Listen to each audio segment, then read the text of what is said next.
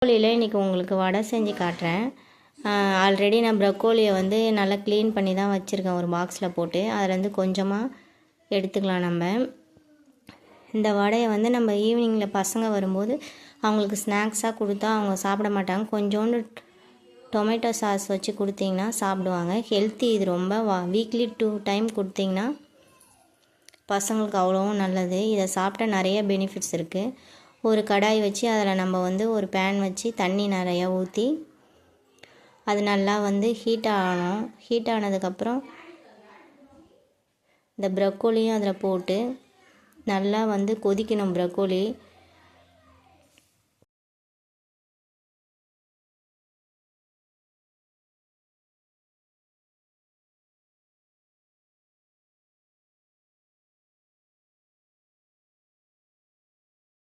Salt கொஞ்சோண்டு மஞ்சத்தூள் போட்டு நல்லா கொதிக்க வைக்கணும்.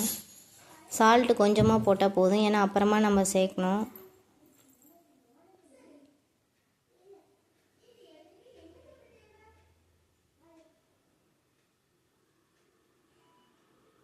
மஞ்சத்தூள் போட்டாச்சு. இப்போ வந்து அது நல்லா கொதிக்கட்டும்.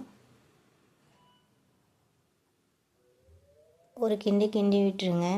அந்த மஞ்சத்தூளும் உப்பும் நல்லா மிக்ஸ் ஆகிற மாதிரி.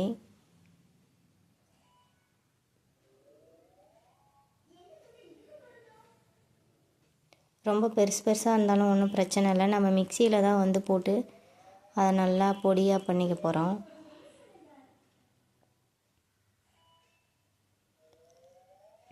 இப்போ வந்து அது கொதிக்கிறதுக்குள்ளே நம்ம வெங்காயத்தையும் பச்சை மிளகாவையும் ஒரு 4 வெங்காயம் பச்சை மிளகா காரத்துக்கு தகுந்த மாதிரி கட் பண்ணி நம்ம ஒரு பவுலில் வந்து சேர்த்துக்கலாம். அதை நம்ம செஞ்சிட்டே இருக்கும்போது இங்கே ப்ரொக்கோலி நல்லா கொதிச்சிடுச்சு. இப்போ வந்து இதை நல்லா வந்து எடுத்து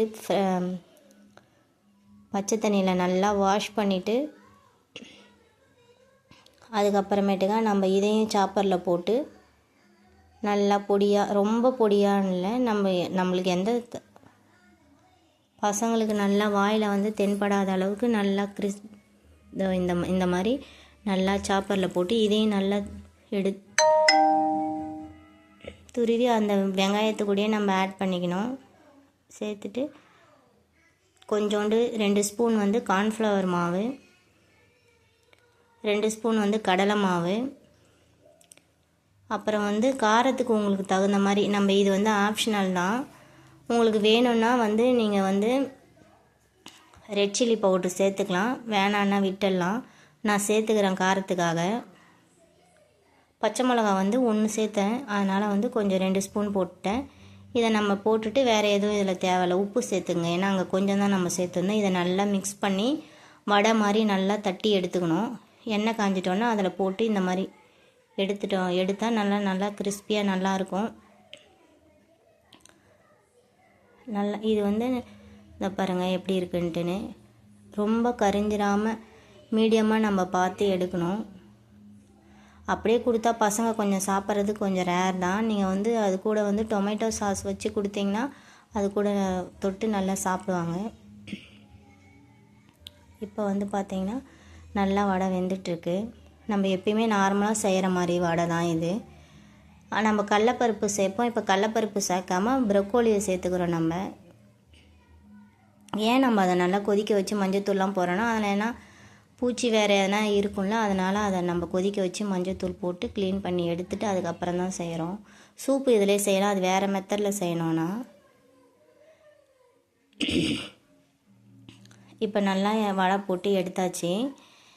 நிறையா வடை வந்தது, ஒரு 10 வடை கிட்ட வந்தது. இப்போ இந்த வடை கூட நம்ம சாஸ் தொட்டு சாப்பிட்டா டேஸ்டியான ப்ரொக்கோலி வடை ரெடி. சாஸ் தொட்டு சாப்பிடுங்க, மறந்துடாதீங்க. பசங்களுக்கு சாஸ் தொட்டு கொடுங்க. என் சேனலுக்கு சப்ஸ்கிரைப் பண்ணிக்கோங்க, லைக் பண்ணுங்கள், ஷேர் பண்ணுங்கள் ஃப்ரெண்ட்ஸ். பாய்.